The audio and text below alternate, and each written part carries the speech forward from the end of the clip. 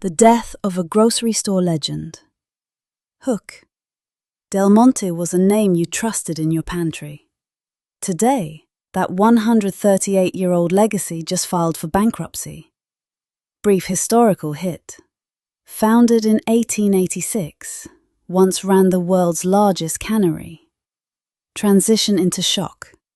Now, it owes billions, is being sold off in pieces, and even companies like Uber Freight are caught in the wreckage. Frametone. This isn't just a business story, it's a cautionary tale about debt, disruption, and a brand too slow to evolve. A $10 billion collapse nobody saw coming. Del Monte files Chapter 11 in UJ Court, July 1st, 2025. Estimated liabilities $110 to $1 billion. Over 10,000 to 25,000 creditors. Court-supervised sale of all U.S. assets. The company claims this is a strategic reset. Secured $912.5 million to keep operating through peak canning season.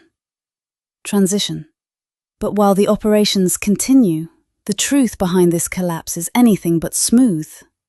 From pandemic boom to surplus bust. During COVID-19, canned food surged. Del Monte ramped up production. Post-pandemic, sales flatlined, inventory piled up. Consumers moved on to fresh, organic and clean label options. Result: Del Monte spent heavily on promotions to move aging inventory. Transition. And that was just one domino in a much bigger chain reaction. A debt time bomb waiting to explode. Company's interest expense nearly doubled, from $66 million to $125 million by 2025. 2024. Attempted a liability management exercise to restructure $240 million debt. Lawsuit followed. Lenders claimed Del Monte defaulted on $725 million. Financing. Lawsuit was settled, but reputational and operational damage was done. Transition. But Del Monte's problems weren't just internal. The entire logistics web started to shake. Uber Freight, Palantir, and a freight fallout. Uber Freight, listed as Transplace, is owed over $9 million. Palantir, yes, the spy-tech turned AI firm, is also listed as a creditor. Palantir may have been working on digital supply chain optimization. Also owed warehousing and logistics firms, some over $1 million each. Question raised: did tech partnerships come too little too late? Transition. And if freight and tech weren't enough, Del Monte got squeezed from both ends. A crushed brand facing crushed margins.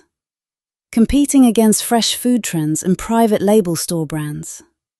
Margin pressure intensified as prices dropped, but input costs rose. Even as the CEO stays optimistic, industry watchers see deeper implications. Ripple effects in freight, food and finance, driver wages dropping. Per ATRI 2025 report.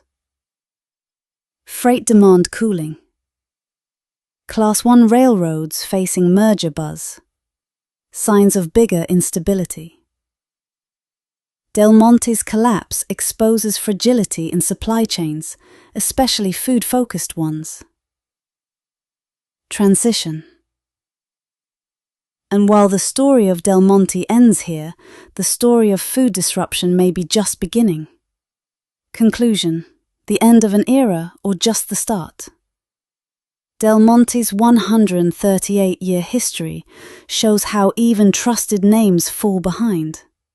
The company's collapse was caused by a storm of debt, lawsuits, shifting consumer behavior, and rising costs.